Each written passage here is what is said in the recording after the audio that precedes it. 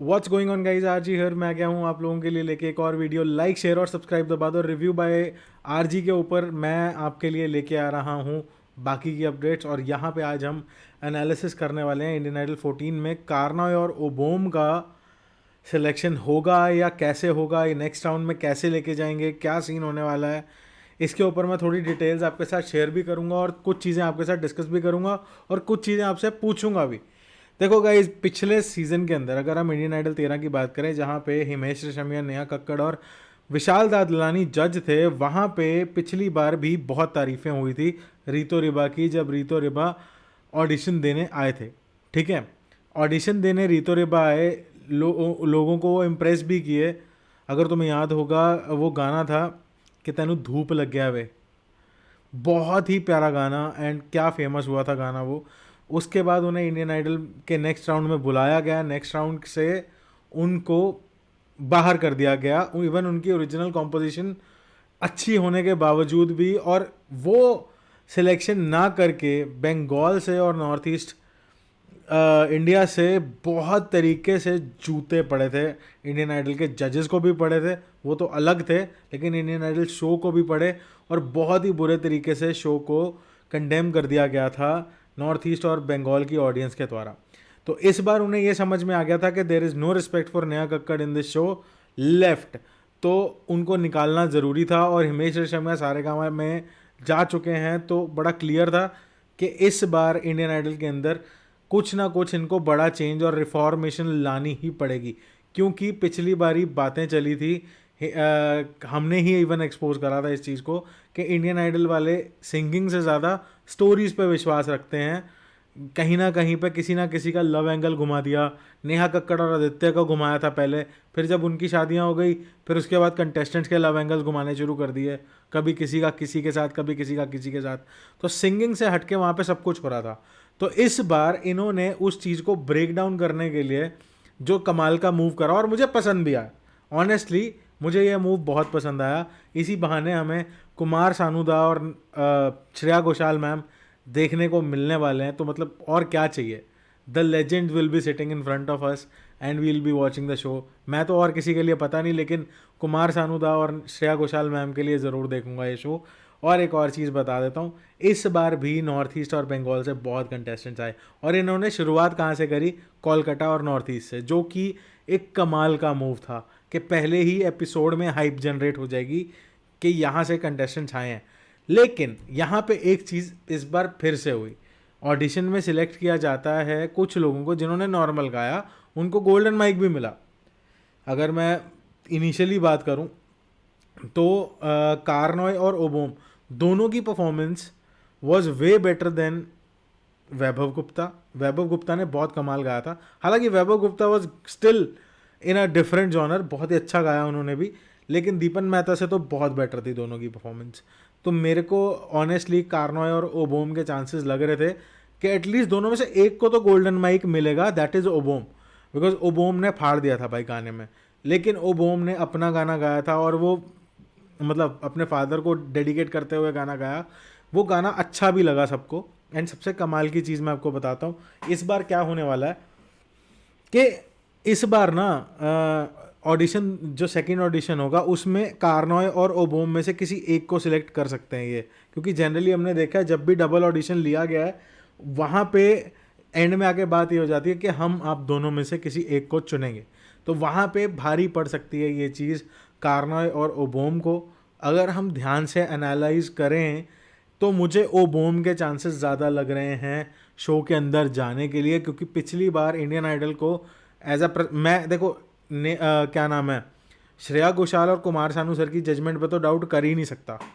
हालांकि विशाल दादलानी, नेहा कक्कड़, हिमेश रेशमिया की जजमेंट पे तो 100% डाउट होता था हमें, लेकिन कुमार सानू सर और श्रेया घोषाल मैम की जजमेंट पे मैं डाउट नहीं कर सकता, तो उस चीज़ को हम साइड पे रख देते हैं।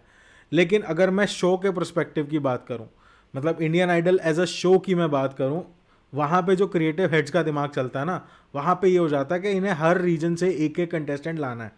तो ये लोग क्या करेंगे कि अब ओबोम और कारनॉय को इकट्ठा रख देंगे। हाँ, ये भी हो सकता है कि कारनॉय ऑडिशन के अंदर इतना ज़्यादा फाड़ दे या ओबोम ऑडिशन के अंदर, दोनों इतना ज़्यादा फाड़ दें तो वहाँ पे श्रेया घोषाल मैम और कुमार सानू सर का रोल आएगा, वो बोलेंगे कि हाँ चलो दोनों को ले चलते हैं। लेकिन तुम ये देख लेना कि एक बार के लिए तो ये बात जरूर आएगी कि हम दोनों में से एक को लेकर जाएंगे आगे, तो वो एक डिफरेंट चीज़ हो जाने वाली है। क्योंकि मैं तुम्हें एक चीज़ बताता हूँ, यहाँ पे इनको मार्केटिंग भी देखनी है, which is the main prospective. Indian Idol के कंटेस्टेंट्स को कोई पैसे नहीं मिल रहे वहाँ पे जाने के, ये लोग वहाँ पे फ्री जाते हैं, कंटेंट देते हैं, फिर सोनी एंटरटेनमेंट शो से कमाता है, स्पॉन्सर से कमाता है। तो बड़ी सिंपल सी बात है, नो डाउट प्लेटफॉर्म मिलता है, बहुत बड़ी बात है, लेकिन यहाँ पे सबसे पहले बिजनेस देखा जाता है, फिर शो बनाया जाता है, फिर शो के अंदर क्रिएटिविटी देखी जाती है, फिर जाके शो के अंदर मसाला देखा जाता है ताकि लोग और देखें, लो शो की रीच देखी जाती है, उसके बाद कहीं जाके ऐसे शोज़ में सिंगिंग आती है। तो ये एक नॉर्मल सा फैक्ट है, कोई दिक्कत नहीं। लेकिन यहाँ पे मैं एक बात बता रहा हूँ कि इस बार जो मेरे को प्रॉमिसिंग कंटेस्टेंट्स लगे हैं, मैं देखो 2-3 कंटेस्टेंट्स के नाम तुम्हें मैं अभी बता देता हूँ, इनमें से तुम्हें 2 लोग तो फाइनल में दिखेंगे। देखो एक तो कार्नोय और ओबोम में से एक बंदा हर हाल में सिलेक्ट होने वाला है, जो कि मेरे को 99% ओबोम लग रहा है। एंड कार्नोय का vocal texture is very different, so उस बेस पे शायद उसको भी सिलेक्ट कर लें। लेकिन फाइनल में तुम्हें दोनों में से एक जाता हुआ नज़र आएगा। दोनों में से मैं ये नहीं बता रहा कि मुझे क्या पसंद है, मैं शो के पर्सपेक्टिव की बात कर रहा हूँ कि वहाँ पे क्या क्या हो सकता है, ठीक है। तो फिनाले में अगर ये दोनों सिलेक्ट होते हैं तो एक नज़र आएगा, अगर दोनों में से एक भी सिलेक्ट होता है तो वो कंफर्म फिनाले पहुँचने ही वाला है। ये एक बड़ी क्लियर सी बात है, मैं तुम्हें बता रहा हूँ।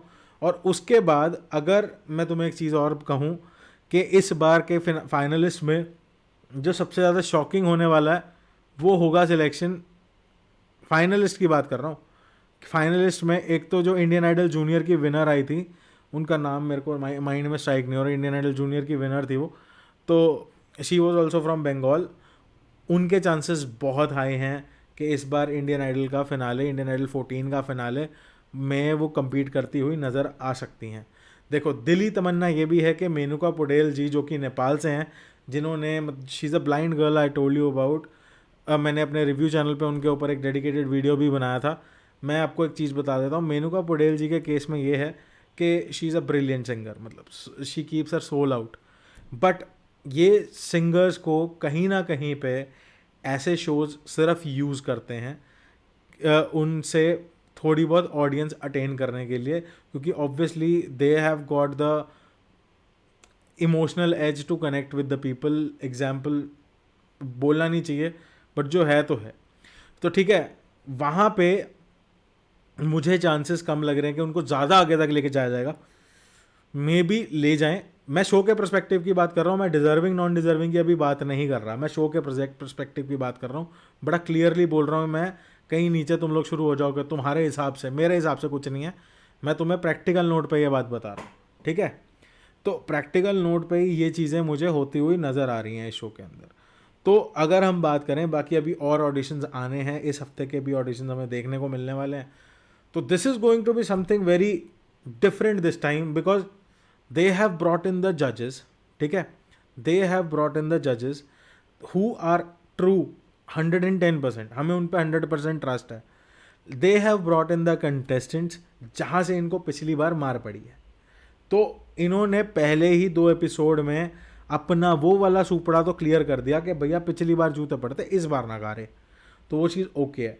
इस बार चांसेस हाई हैं बंगाली कंटेस्टेंट्स और नॉर्थ ईस्टर्न कंटेस्टेंट्स के आगे बढ़ के निकल जाने के, या फिर बहुत ही अच्छा फेम एंड स्टारडम अटेन करने के। Don't waste it. मैं सिर्फ कंटेस्टेंट में से जो मेरे फेवरेट हैं, कार्नोय, ओबोम, मेनुका पटेल जी, मैं तीनों को एक ही चीज़ बोलूँगा अभी तक के कंटेस्टेंट्स में, मे भी आगे कोई और भी आए अच्छा तो मैं बात करूँ उनके बारे में, तो मैं एक ही चीज़ बोलूँगा कि भाई कोई भी कंटेस्टेंट हो, चलो बाकी भी हो, मैं एक ही चीज़ बोलूँगा कि मैं मानता हूँ कि शायद आपके पास वो PR एबिलिटीज़ ना हो कि आप पब्लिक रिलेशंस में लोगों को और आगे तक बाद में ना ग्रो कर पाओ सोशली, लेकिन ये एक मौका है अपने आप को ग्रो करने का। डोंट बी लाइक समबडी जिसको एकदम से फेम मिला और वो सोशल मीडिया से गायब ही हो गया। भाई हम शोज़ कर रहे हैं यार, शोज़ कर रहे हो ठीक है, तुम पैसे कमा रहे हो ठीक है, लेकिन जो तुम्हें उस टाइम पे इस टाइम पे हाइप मिलेगी ना, वो आगे चल के बहुत मुश्किल हो जाएगी दोबारा रिकवर कर पानी। तो इसलिए इस मौके को पूरी तरह भुनाओ अपने यूट्यूब चैनल्स को। ओबोम का शायद यूट्यूब चैनल है, अगर हुआ तो मैं लिंक कर दूंगा नीचे डिस्क्रिप्शन में, तो ओबोम को सब्सक्राइब करो। ओबोम, कारनॉय, मेनुका पुडेल जी, कोई भी हैं तो अपने चैनल के ऊपर काम करना साथ साथ चालू ज़रूर करें। एक एक दो दो वीडियोज़ ही चाहे शॉर्ट्स बना बना कर ही ऑडियंस के साथ कनेक्ट करना चालू करें, ऑडियंस के साथ रिलेट करो, अपने इंस्टास ग्रो करो। ये राइट टाइम है ये सब करने का। एंड इस टाइम पे जो तुम्हें ऑर्गेनिक रीच मिलेगी वो तुम्हें कोई फेक व्यूज़ वाला भी नहीं दिला पाएगा बाद में। ये मैं ऑनेस्टली बता रहा हूँ, बड़ी क्लियर सी बात है। तो this is my message to the Indian Idol contestants, अगर उन तक ये वीडियो पहुँचे, बड़ी क्लियर सी बात है। तो लाइक करो, शेयर करो, सब्सक्राइब करो। Will see you in another video guys. जय हिंद, मिलता हूँ।